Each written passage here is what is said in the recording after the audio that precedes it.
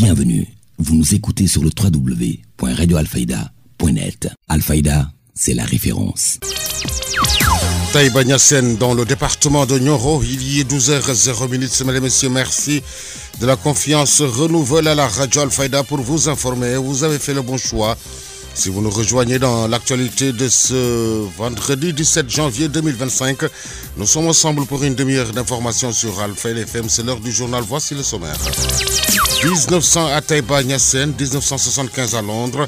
La naissance de Cheikh al-Islam et Elhadji Ibrahima Niass Baye célébrée demain à Taïba Niassène. La Jamiatou Ansaroudine a organisé un forum économique solution à la problématique de l'agriculture à travers la vision de Baye Niass. Atelier de consultation citoyenne sur la révision de la loi d'orientation agro-pastorale et halieutique. Les acteurs des secteurs de l'agriculture, de l'élevage et de la pêche ont pris part à cette rencontre tenue dans la vallée de Mboussi-Koumbo-Djiguène. Au Sénégal, ces dernières années, chaque cas de meurtre barbare ou assassinat relance le débat sur le retour de la peine de mort. La peine de mort, pourtant bien définie par l'autorité divine. Sur l'international, après l'immobilisation d'un véhicule diplomatique appartenant à l'ambassade de la Sierra Leone à Conakry, son ambassadeur Ali Mami Bangoura a été rappelé à Freetown. Et puis sport, suite fin des 32e de finale de la Coupe du Sénégal, Guédiawaye Football Club se qualifie pour la seconde manche. La Linguère et l'AS Pikine éliminés. La revue des quotidiens, dernière note de ce journal. Mesdames et messieurs, gardez votre confort d'écoute. Le développement, c'est juste après ceci. Le journal Serigne Moussa Kane. Devant ce micro, Sidi Hadj Libas Mbaye assure les opérations techniques. En prélude du Gamou de Taïba Niassène, la Jamiatou Ansaroudine a organisé mercredi le forum économique dont l'objectif est d'apporter des solutions à la problématique de l'agriculture au Sénégal à travers la vision de Baye Niass. Voici les propos de Mohamed Habibou Niass, maire de Taïba Niassène. On est là dans le cadre d'un forum économique organisé en prélude du Gamou annuel de Taïba Niassène qui célèbre la naissance de Maulana Cheikh al-Islam et Elhadji Ibrahima Niass. Donc une initiative qui est à l'honneur de la Jamiatou Ansaroudine, qui a l'heure de véritablement opérationnaliser une vision de Maulana Cheikh al-Islam et Elhadji Ibrahima Niass Baye. Parce que célébrer Baye Niass, ça ne se résume pas des prières et des chants donc le jour de sa naissance, mais ça doit aussi célébrer donc ses pratiques et sa vision. Parmi ses pratiques et sa vision, il y a le volet économique effectivement. Et ce forum vient donc à l'heure pour marquer donc cette dimension supplémentaire de la célébration de la naissance de Maulana Cheikh al-Islam et Elhadji Ibrahima Niass Baye, qui est l'occasion avec la présence de l'ensemble des acteurs qui tournent autour donc de l'économique, d'échanger, de partager et de trouver des solutions aux multiples défis qui se posent à l'heure actuelle. L'agriculture, tout le monde le dit et le reconnaît, ça doit être le moteur du développement. Baye Niass donc était le précurseur. Aujourd'hui, il s'agit donc dans le cadre du nouveau contexte marqué surtout par les changements climatiques, marqué par l'exécutif du territoire et l'insuffisance des terres, qu'il faudrait imaginer des solutions pour faire en sorte qu'on puisse produire plus et mieux, mais aussi créer de la valeur ajoutée autour des produits agricoles. À l'occasion de ce forum, beaucoup de solutions émergeront qui permettront en tout cas de trouver des voies, ces moyens, de faire en sorte que l'agriculture, en tout cas, conformément aux visions en tout cas, de nouvelles autorités de l'État, que l'agriculture puisse porter en tout cas la souveraineté qui est donc le leitmotiv de la politique actuelle. Le maire de Taïba Niassène, Mohamedou Habib Niass, réagissait au micro de Cheikh Ahmed Tidiane Diagne. Pour Amadou Somb, administrateur de la Jamiatou Ansaroudine, ce forum vise à contribuer au développement de l'activité économique dans le département de Nioro et plus largement au Sénégal. Il est ici au micro de Cheikh Tidiane Diagne. Le forum va se décliner en 4 panels. Un panel qui va être dédié aux structures d'encadrement des acteurs économiques. Un panel qui va être dédié aux structures de financement de l'activité économique. Un panel qui va être dédié aux structures de formation, puisque le préfet l'a dit, aujourd'hui il s'agit de migrer vers une agriculture de précision, une agriculture qui soit résiliente devant les défis comme le changement climatique, la raréfaction et la dégradation des sols. Et enfin un dernier panel qui va être être dédié à l'exemple qui est sous nos yeux, celui de Tol Baye Niass, qui regroupe toutes ces problématiques-là d'encadrement, de formation et de financement. Il s'agira donc d'allier la théorie et la vision à la pratique qui est mise en œuvre depuis de nombreuses décennies, mais particulièrement depuis que le calife Cheikh Mohamed Mahi Ibrahim Niass a décidé de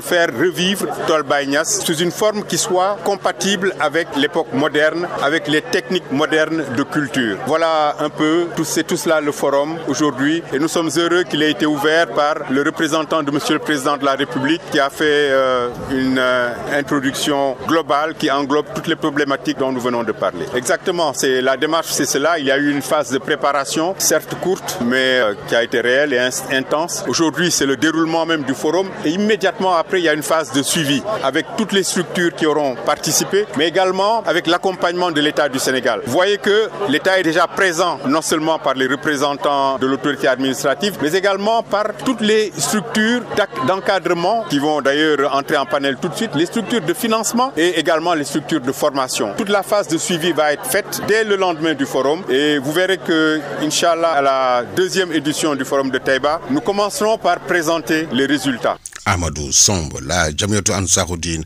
a pris l'initiative de mobiliser tous les acteurs de développement avec la participation des structures d'encadrement, de financement et de formation afin d'accompagner les populations, a déclaré Pape Massaer Diop.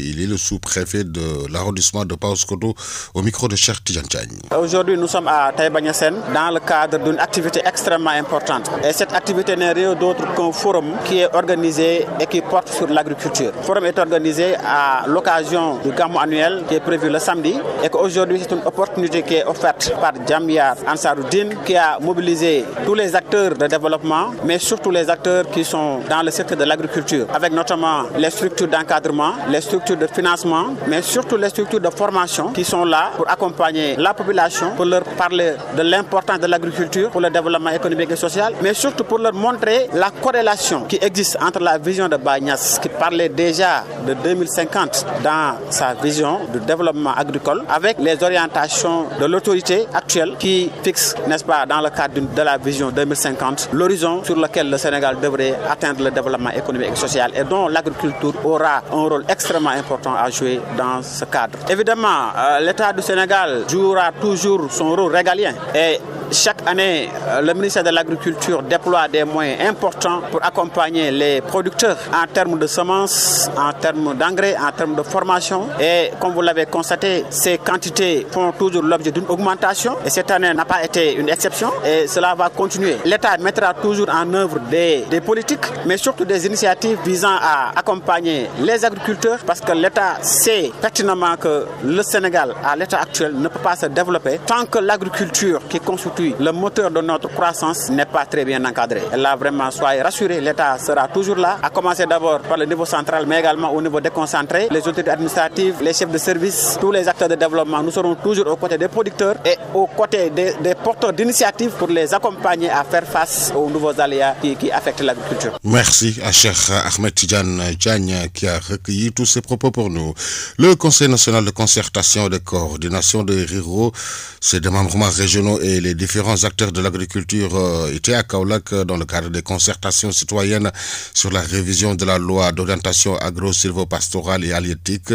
Nazirou Sall, le président du conseil d'administration du CNCR. On est là dans le cadre de la révision de la loi agro-silvopastorale après avoir eu cette lieu en 2004. On est en 2024. Il était prévu de la réviser ou bien de faire son bilan et de la réviser. Et ici, on est là dans ce qu'on a intitulé les consultations citoyennes. Dans toutes les régions du Sénégal, le gouvernement a accepté qu'on ait 3 jours de rencontres où les 2 jours sont dédiés à des consultations pour arriver à voir en quoi et sur quel point on devrait améliorer la loi, discuter en même temps de la faisabilité et le 3e jour, arriver à un CRD qui pourrait porter naturellement les questions qui sortent de cette région. L'enjeu est important pour nous pour 2 raisons. La première, c'est que c'est une loi qui essaye d'organiser et qui prend en charge l'ensemble de ce qu'on devrait faire dans le monde rural, particulièrement en termes agro-silvopastoraux halieutiques. Ce que nous avons eu à poser comme acte, ces 2 éléments. En premier lieu, il faut le dire, il y a la loi et l'application de la loi. Il y a eu des choses qui ont été appliquées pendant les 20 ans, mais dans ce qui a été appliqué, il reste des éléments importants qui sont concentrés dans le titre 2 de la loi, ça a trait à l'organisation, ça a trait aux reconnaissances des métiers, à la reconnaissance de l'exploitation familiale, de son statut,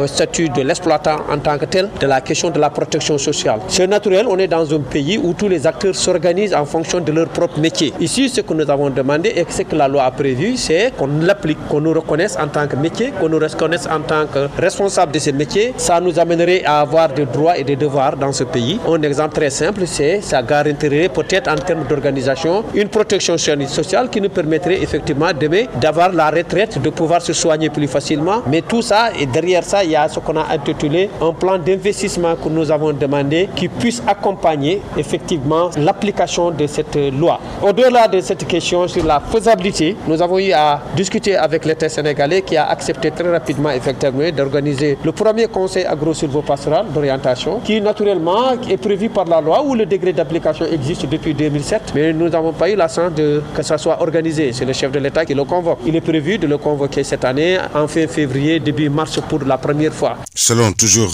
le PCA du Conseil national de concertation et de coordination des RIRO qui propose en termes d'organisation des études plus approfondies en connaissance des exploitations familiales, Nazirou Sall, que nous réécoutons toujours au micro d'Aline Badara Diop. En termes de proposition, il y a deux niveaux. Sur le plan de la révision de loi, nous avons demandé en premier lieu que c'était une loi qui était concentrée sur les activités agricoles et pastorales. On a demandé qu'on ajoute l'halieutique. On a demandé d'intégrer la stratégie de l'emploi et de l'employabilité des jeunes. On a demandé d'être plus précis sur les principes de la réforme foncière. Mais on a demandé qu'il y ait un plan d'investissement qui accompagnera la faisabilité. Nous avons demandé en même temps qu'il y ait une préparation des projets de décret qui permettront à la sortie de la révision de cette loi pour qu'on puisse l'appliquer. Du point de vue du Conseil agro-silvopastoral, nous sommes en train de négocier pour qu'il y ait 2-3 décisions fortes. En quoi on devrait accompagner les activités agro-silvopastorales sur le financement de l'agriculture, en quoi on devrait aider à faire appliquer les statuts, la reconnaissance, les métiers très rapidement, mais en quoi en même temps qu'on devrait faire pour arriver effectivement à aider à un agenda national du président de la République où cette journée va être inscrite qui permettrait de créer des conditions effectivement de sa faisabilité et qui amènerait à que tous les secteurs qui sont concernés par rapport à cette loi, qu'ils puissent agir ensemble et qu'il y ait une méthode de suivi, de rigueur et par rapport à ce qui a été retenu par nos législateurs sénégalais. Mais sur ça, nous sommes en train de nous préparer effectivement pour soumettre nos propositions à la tutelle qui devrait les porter naturellement avec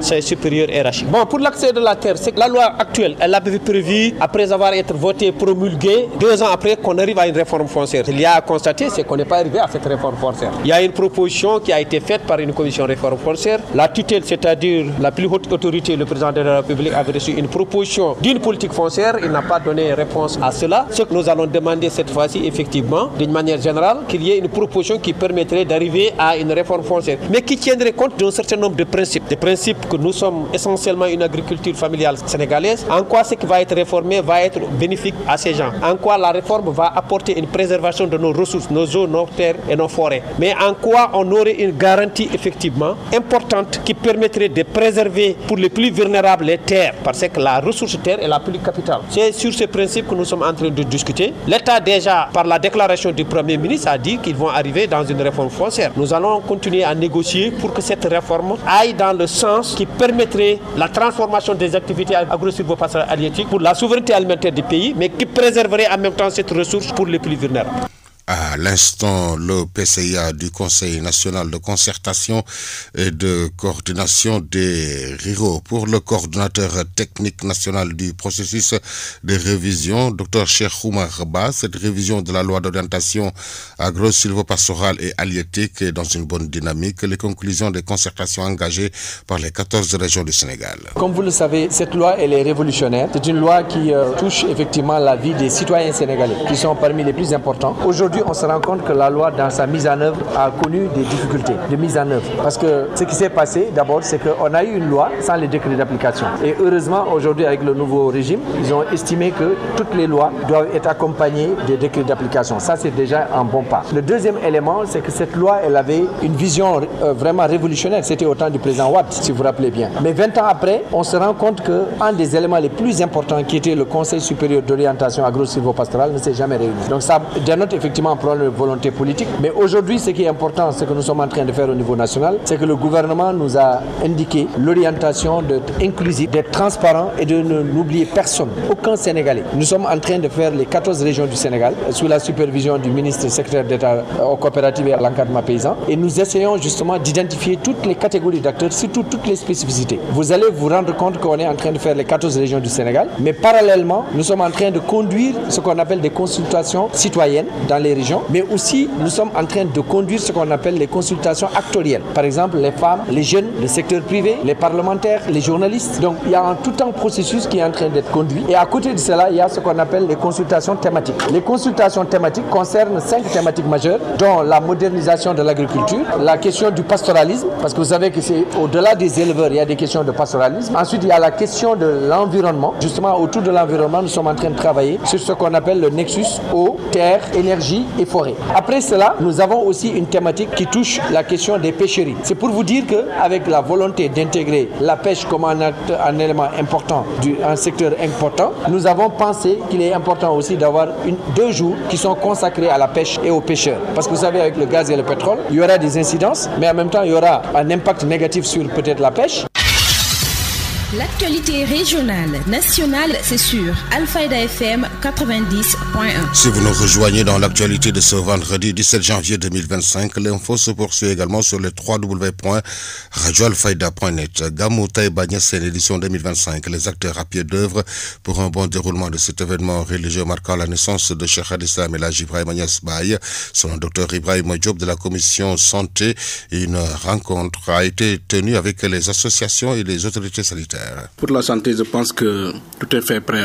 Depuis la réunion qu'on a fait avec le gouverneur, je pense qu'on avait, au niveau du cahier de sollicitation, dressé certaines doléances envers l'État, en l'occurrence le ministre de la Santé, à ce qui nous concerne, en passant par le médecin chef de région, maintenant qu'on appelle direction de la santé régionale, à travers la directrice Dr Barry. Je pense que aussi on va travailler avec le district de Nioro, le médecin chef de Nioro, qu'on attend sur une réunion aussi, une réunion technique. Cette réunion concerne à mobiliser toutes les associations de santé, les ICP qui gravitent tout autour de Taïba Niassène pour dresser le plan d'action. Le plan d'action, c'est quoi? C'est de prépositionner dans les axes qui tendent vers Taïba Niassène des ambulances en collaboration avec les sapeurs-pompiers et les postes qui sont autour. Je veux parler de Kaolack jusqu'à Dinguiraye, de Dinguiraye jusqu'à Taïba, de Nioro aussi jusqu'à Dinguiraye et de Dinguiraye jusqu'à Taïba et les autres villages qui gravitent tout autour de Taïba Niassène. Donc pourquoi on le fait? C'est pour éviter, pour les évacuations rapides en cas d'accident. On ne le souhaite pas, mais quand il y a des accidents dans ces axes-là, soit on évacue vers le district sanitaire de Nioro, ou bien on évacue directement vers l'hôpital Elhadji Ibrahima Niass. Lors de cette CRD, le directeur de l'hôpital était là-bas. Il avait pris des engagements, comme quoi que s'il y a des accidents, on va prendre tout en charge, c'est-à-dire tout ce qui est analyse, tout ce qui est scanner, tout ce qui est consultation, et même les médicaments seront gratuits par rapport à ces accidents-là. Selon toujours Dr Ibrahima Diop qui ajoutera que 4 sites ont été créés dans les 4 quartiers de Taïba Niassène et les postes médicaux avancés ont été augmentés. Il est toujours au micro d'Aline Badara Diop. Au niveau de Taïba Niassène, on a créé là-bas 4 sites de consultation dans les 4 quartiers. Parce que Taïba maintenant, sur le plan démographique, est en train de faire une vaste accélération parce qu'il y a beaucoup de populations qui tendent vers l'environnement de Taïba Niassène avec les extensions et tout et les nouveaux lotissements. Taïba est en train de prendre une autre dimension. C'est pourquoi nous avons jugé nécessaire d'augmenter les postes médicaux avancés. Et pour cela, nous lançons un appel à la clinique privée qui est là-bas et les cabinets médicaux pour rajouter aux postes de santé et la maternité. Et de ce fait, on aura 4 sites. Maintenant, par rapport à ces 4 sites qu'on appelle postes médicaux avancés, s'il y a des urgences, on évacue vers le district de Nioro. Le district de Nioro aussi va évacuer vers l'hôpital tout en respectant la pyramide sanitaire, comme on avait l'habitude de le faire. Maintenant, pour faire tout cela, il faudra une logistique plutôt. Et cette logistique-là, il faut une personnel qualifié. Assistance médicale viendra avec des médecins, des chirurgiens, de toutes les spécialités, des dentistes. Donc, ils vont appuyer les ICP qui sont autour de Taïba. En dehors de ces ressources humaines, nous aurons aussi, sur le plan, par exemple, du matériel, nous lançons un appel parce qu'on ne peut pas faire de consultation gratuite sans médicaments. Le médicament représente un élément phare sur ces ans de consultation de masse. Donc, nous demandons à l'État d'augmenter le montant qu'on nous avait donné l'année dernière. Parce qu'on avait demandé cette année-ci 5 millions de médicaments. Nous voudrons vraiment qu'on nous donne ces 5 millions pour pouvoir couvrir les 4 sites. C'est ça qu'on a demandé à l'État, y compris les médicaments d'urgence. Parce qu'en cas d'accident, forcément, il y aura des médicaments d'urgence. Maintenant, nous lançons un appel à la population de Taïba Niassène aux environnements, surtout de veiller sur l'hygiène. Parce qu'on ne peut pas parler de santé sans parler d'hygiène, assainissement. Bien vrai que ça ne fait pas partie de notre commission, mais il va en link avec la commission santé. Donc, bien voir les barils d'eau et voir aussi les camions citernes d'eau qui sera suivi par le service d'hygiène. Ensuite, les saupoudrages au niveau de Taïba Niassène. Religion, nous y sommes et nous y restons aussi de Haj Libas Mbaye dans le cadre des préparatifs de l'appel de Seydina Limamoulaye, la commission chargée de la communication. Le vice-président de la commission scientifique revient sur les activités du 145e anniversaire de l'appel. Daoud Mbaye, que je vous propose d'écouter au micro d'Aronognon. Cette année, les cérémonies religieuses du 145e anniversaire de cet appel retentissant sont prévues pour le premier jour, le jeudi 30 janvier 2025 à Cambérène, devant le mausolée de Seydina Issa Rouhoulahi alayhi salam dans la matinée et à la grotte des Almadies à Ngor dans l'après-midi. Le deuxième jour, le vendredi 31 janvier, les manifestations religieuses se dérouleront à Yoff-Layène le matin. Les échanges, présentations au niveau des télévisions, des radios et sur les réseaux sociaux permettront à la commission scientifique d'approfondir ce thème et prouver s'il en est encore besoin son intérêt et sa pertinence. Sur l'état des préparatifs, d'ores et déjà, les travaux préparatoires ont été engagés, suivant la vision déclinée par le Khalif et les instructions du coordinateur national ici présent. Sous son autorité, le bureau du groupement central des Layènes, en relation avec la fédération des Daïr, les commissions mises en place et les associations phares de la communauté, s'est alors organisé en vue de la réalisation des objectifs, notamment la rationalisation des dépenses, l'identification et le suivi des travaux, un bon suivi des plans d'action, une bonne coordination avec les services de l'État et des tournées de mobilisation des ressources financières. À cet égard, à la suite de la remise des lettres fixant le montant des participations pour chaque localité, les différents responsables dans les localités, en particulier les représentants des khalifs et les dirigeants des différentes organisations locales, se sont mobilisés pour une réussite de la journée de collecte qui s'est déroulée le dimanche 19 janvier dernier à Dakar. Les préparatifs de cette année ont été également marqués par l'organisation d'un CRD sous la conduite du gouverneur de Dakar ce matin même, qui nous a permis d'identifier les besoins dans tous les domaines et des assurances ont été logistiques, la santé, l'hygiène, la sécurité, l'environnement, les télécommunications, les infrastructures et l'assainissement, avec un suivi particulier pour ces deux derniers domaines en relation avec respectivement l'AGEROUTE et l'ONAS. De Yoff-Layène, nous voici à Vélingara où un CDD axé sur la préparation de la Ziara de Médinatoul Ouda, édition 2025, s'est tenue à la préfecture de Vélingara.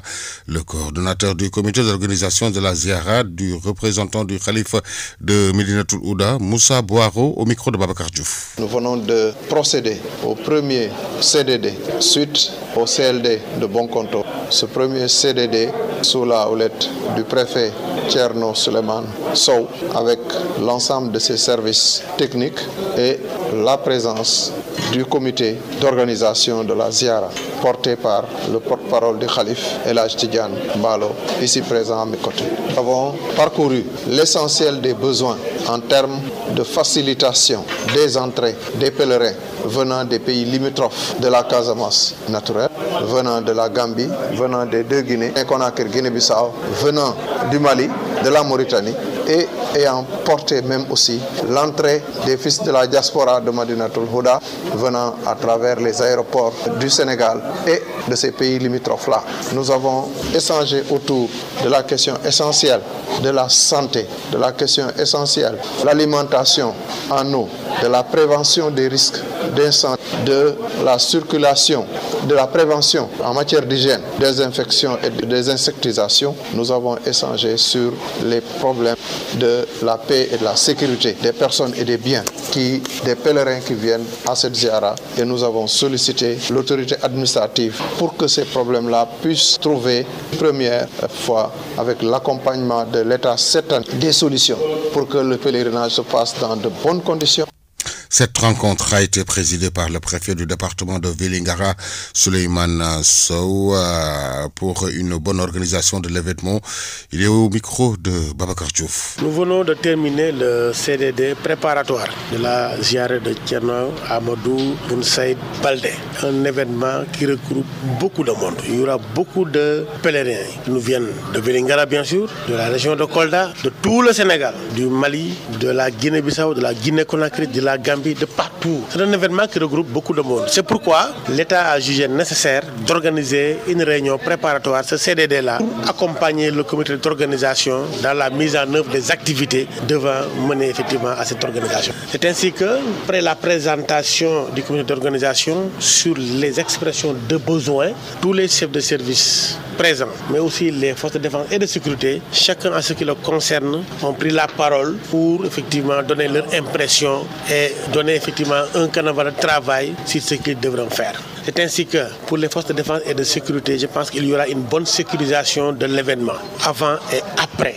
Pour la police des frontières, on a des garanties de facilitation, n'est-ce pas, quant à l'entrée des pèlerins qui nous viennent des pays limitrophes. La douane aussi nous a affirmé son soutien quant à la facilitation. Les eaux et forêts, idem. Pour les services techniques, notamment l'hydraulique, n'est-ce pas, le comité va adresser une correspondance au niveau du chef de service régional de l'hydraulique de Kolda pour qu'il puisse aider le comité d'organisation avec la mise à disposition de citernes pour régler définitivement la question de l'eau pour les 6 et les 7. L'élevage, idem, parce que lui aussi, son souci, c'est la diversité ou le nombre pléthorique de sites d'abattage. Parce que là aussi, il faut regrouper, créer au moins 4 ou 5 ou 6, ça dépend de sites d'abattage, pour permettre effectivement à l'équipe, n'est-ce pas, de l'élevage, des inspecteurs de l'élevage, de faire le travail correctement. Pour le commerce aussi, idem, parce que l'inspecteur du commerce va venir la semaine prochaine pour un peu voir la disponibilité quand même des denrées alimentaires, mais aussi préparer une visite pour détecter saisir déjà les produits périmés, parce que c'est un grand rassemblement, donc il ne faut pas laisser les produits périmés circuler. Vous suivez le journal. Sur Alfayda FM, la radio qui vous informe partout que vous soyez dans le monde. À Kolda, où le gouverneur a salué la démarche qui va permettre aux populations d'avoir un accès à la santé et qui va aider à lutter considérablement contre la mortalité maternelle des infantines et juvéniles. Bonaventure Kalemo, adjoint au gouverneur chargé de développement, au micro de Papa Kadjili Badji. Cette cérémonie qui nous a réunis dans la ville de Vélingara était l'occasion de célébrer la clôture, la 2e édition des patrouilles conjointes entre les forces armées sénégalaises avec la zone militaire numéro 6 et les forces armées gambiennes avec le 3e bataillon d'infanterie de la région de Upper River ou Basque. Voilà ce qui nous a réunis ici dans le cadre de la préfecture de Kolda et puis ici dans la cour de la mairie de Vélingara. Ces patrouilles sont importantes parce qu'elles permettent d'abord de participer à la sécurisation conjointe de l'espace qui nous appartient, nos deux pays, qui est un espace transfrontalier qui relie la région de Kolda et donc le département de Vélingara à la région de Upper River, donc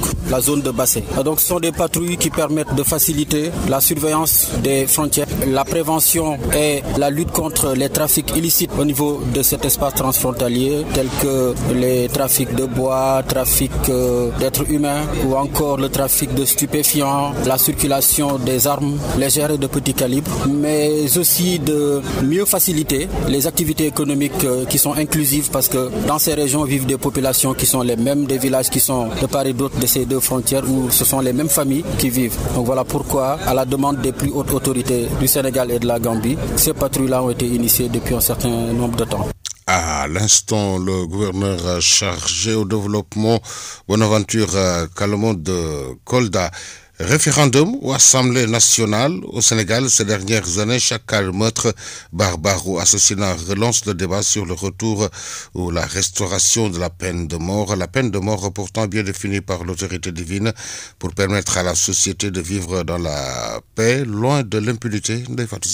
Le 10 décembre 2004, le Sénégal abolissait la peine de mort avec l'adoption par les députés du projet de loi portant abolition de la peine de mort, rejoignant ainsi le camp des abolitionnistes dans le monde. 79e pays ayant aboli la peine de mort et le 4e pays membre de la communauté économique des pays d'Afrique de l'Ouest à ne plus prévoir la peine capitale dans sa législation. Mais avant décembre 2004, sous la présidence d'Abdoulaye Wade, on note qu'au Sénégal, depuis l'indépendance, le pays n'a eu recours à la peine de mort qu'à 2 reprises, le 11 avril 1967 et le 15 juin 1967. Si hier les les chiffres avaient une tendance baissière aujourd'hui. Ce n'est plus le cas. Au Sénégal, les crimes de sang continuent d'être une réalité aux multiples conséquences.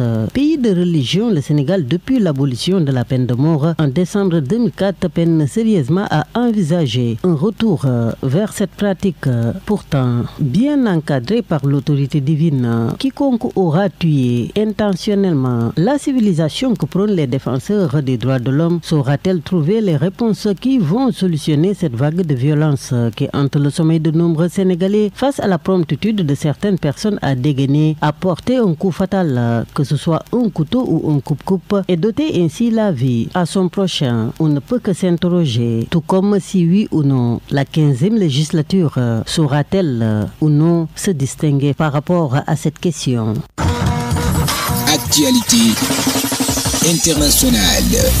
Sur l'international, après l'immobilisation d'un véhicule diplomatique appartenant à l'ambassadeur de la Sierra Leone à Conakry, son ambassadeur Ali Mami Bangoura a été rappelé à Freetown. C'est une série de brèves réalisées par nos partenaires de la Voix de l'Amérique. La Sierra Leone a rappelé son ambassadeur en Guinée après la saisie de 7 valises contenant de la cocaïne présumée dans un véhicule diplomatique, a annoncé hier la diplomatie sierra-léonaise. Une enquête est en cours pour déterminer les responsables de cet incident. Actualité internationale. Le ministre des Affaires étrangères congolais Robert Dussé a évoqué hier jeudi, lors d'un entretien avec la chaîne de télévision Vox Africa, la possibilité pour le Togo de rejoindre l'Alliance des États du Sahel, AES. Actualité internationale.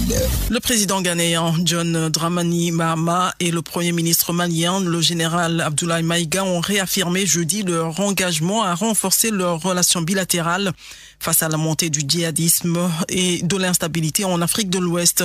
Le chef de l'État ghanéen a salué la récente formation de l'Alliance des États du Sahel par le Mali, le Burkina Faso et le Niger, gouvernés par des régimes militaires hostiles à la France qui quitteront définitivement la communauté économique des États d'Afrique de l'Ouest, CEDEAO, le 29 janvier.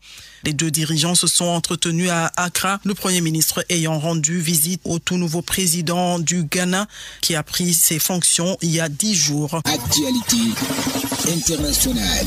Les présidents français Emmanuel Macron et angolais João Lourenço ont appelé jeudi à la reprise des discussions au plus haut niveau entre la République démocratique du Congo et le Rwanda en vue de régler le conflit dans l'est de la RDC. La priorité doit aller au dialogue et à la recherche d'une paix durable, a déclaré Emmanuel Macron, qui dit soutenir les efforts de médiation du président Lourenço sur la crise dans les Grands Lacs. Pour sa part, le président João Lourenço a indiqué que l'Angola est en train d'assumer son rôle de médiateur afin d'essayer de mettre fin à ce conflit. Actualité internationale. Le ministère soudanais des Affaires étrangères a qualifié d'immorales les sanctions américaines annoncées jeudi contre le chef de l'armée Abdel Fattah al-Burhan, estimant qu'elles manquent des fondements les plus élémentaires de justice et de transparence.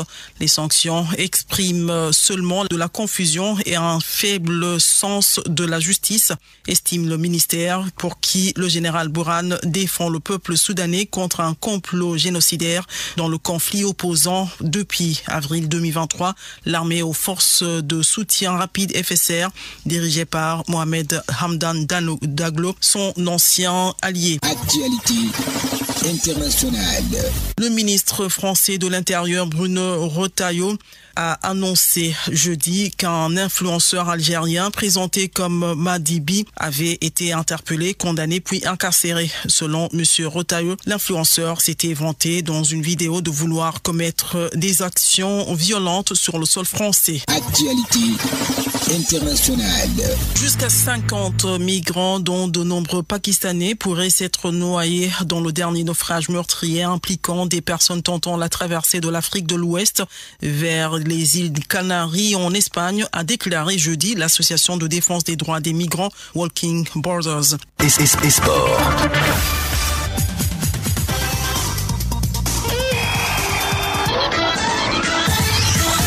Une page sportive que nous ouvrons avec du football. Suite des 32e de finale de la Coupe du Sénégal. Hier, Stade Thiaroye a battu Barguetche 2-1. Étoile Lusitana de Kono de Louga ont fait match nul 1 but partout à la série des pénaltys. Étoile Lusitana élimine de Kono de Louga 4-2. AS Pikine US Gorée 1 but partout. À la séance des tirs au but, les Goréens ont éliminé les Pikinois 6-5. Guelwaar bat Avenir de Thiaroye 3-1. Linguère de Saint-Louis d'Amel de Tuaon 2 buts partout. La Linguère de Saint-Louis a été éliminée à la séance des tirs au but 3-1. Guédiawaye Football Club bat SMA FC 2-0. AS Khombole s'incline devant Walidan 0-3. Le match AS Douane AS Bondou a été reporté. Les Verts Blancs sont actuellement en Algérie pour la dernière rencontre de la Coupe Confédération africaine de football. En Espagne, 8e de finale Coupe du Roi. Hier, le Real Madrid bat Celta Vigo 5-2. Real Sociedad bat Rayo Vallecano 3-1. Atlético Bilbao s'incline devant Osasuna 3-2. En Angleterre, on a joué la 21e journée de la Premier League. Ipswich Town s'incline devant Brighton 2-0. Man United bat Southampton 3-1. En Arabie Saoudite, la 15e journée de la Saudi Pro, Al-Hilal écrase Al-Fatih 9-0. Al-Ukhot s'incline devant Al-Fayha 2-1. Al-Ittihad bat Al-Hayat 4-1. La suite, ce soir, Khalil GFC reçoit Al-Oroba, Al-Wehda reçoit Al-Khadessia, Al-Ta'aoun reçoit Al-Nasr à 17h. En Italie, on joue la 21e journée. AS Roma joue Girona à 19h45. En Allemagne, la 18e journée de la Bundesliga. Hertha Francfort joue Borussia Dortmund. En Espagne, on joue la 20e journée de la Liga espagnole. Barcelone reçoit Valladolid. Et pour finir en France, pour le compte de la 18e journée de la Ligue 1, Montpellier reçoit Monaco à 18h. Lille reçoit Nice à 20h05. Lutte, sanctions pécuniaires, Zarco et Gris Bordeaux laissent 2 500 000 dans les caisses du CNG. Toujours en lutte avec frappe, le combat Zarco-Bombardier en gestation. Tu n'oses pas m'affronter, je n'ai pas peur de toi qu'on officialise le combat, dit le B52 d'Hambourg. C'en est tout pour cette page sportive. Tout de suite, la revue de quotidien. La revue de presse. L'Obs place le soleil sur quotidien, Walf le matin. La presse du jour, lue et parcourue en 2026 par Nefatou Cissé. La revue des titres à la une des quotidiens sénégalais paru ce matin que nous ouvrons avec Enquête, le journal qui revient ce matin sur la cérémonie marquant la rentrée solennelle des cours et tribunaux. Assimile la rencontre à un rituel destiné à expulser tout esprit maléfique qui se serait emparé du secteur. De peu dans la justice, titre à ce propos la publication qui relève les regrets de la haute hiérarchie sur sa faible implication aux assises tout en soulignant les limites. Rentrée des cours et tribunaux, plus de vérité. Titre source A. Et puis à la Cour suprême, Soubatel résume en évoquant les défis de la justice, les attentes des avocats, les promesses et annonces du président Bassirou Diomaye Diakhar Faye, l'invite du président au juge à la une de Vox Populi. Chaque juge, dans l'intimité de sa conscience, doit dire le droit sans céder à l'injustice. Visé dans l'affaire des 125 milliards, écrit également à sa une Vox Populi, Farbongom en résistance, apériste et allié en bouclier. Je n'ai pas peur, je ne capitulerai pas, déclare à la une du quotidien Scoop. Farbongom en bouclier contre la levée de son immunité parlementaire, les apéristes organisent la résistance. Titre pour sa part, Direct News. À la une du quotidien, le point Farbongom qui défend sa réputation avec conviction. Je ne suis pas un voleur, l'histoire me donnera raison. Poursuite du parquet financier, Farbongom se blanchit et attaque.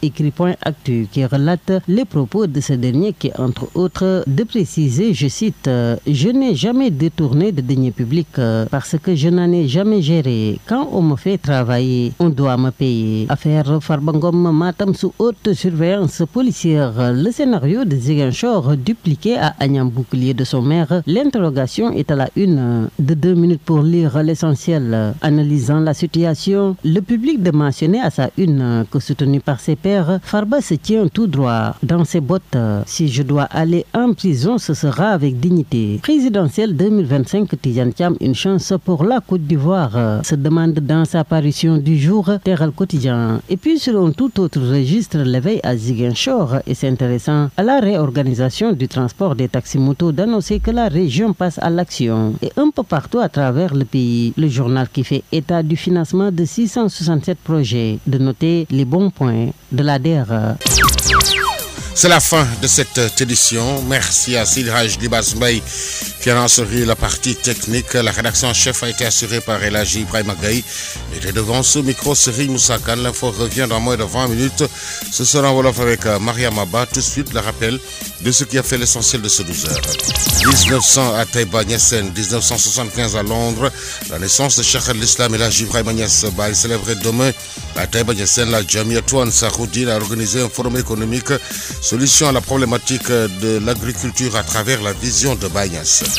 Atelier de consultation citoyenne sur la révision de la loi d'orientation agro-pastorale et halieutique. Les acteurs des secteurs de l'agriculture, de l'élevage et la pêche ont pris part à cette rencontre tenue dans la ville de Mossé-Kombo-Djiguène. Au Sénégal, ces dernières années, chaque cas de meurtre barbare ou assassinat relance le débat sur le retour de la peine de mort. La peine de mort pourtant bien définie par l'autorité divine. Sur l'international, après l'immobilisation de véhicules diplomatiques appartenant à l'ambassade de la Sierra Leone à Conakry, son ambassadeur Ali Mami Bangoura a été rappelé à Freetown. Sport, suite fin des 32e de finale de la Coupe du Sénégal, Guédiawaye Football Club se qualifie pour la seconde manche. La Linguère et l'AS Pikine éliminés. La revue des quotidiens, dernière note de ce journal. Mesdames et messieurs, gardez votre confort d'écoute et merci de nous avoir accueillis dans l'intimité de chez vous. Le journal Serigne Moussa Kane.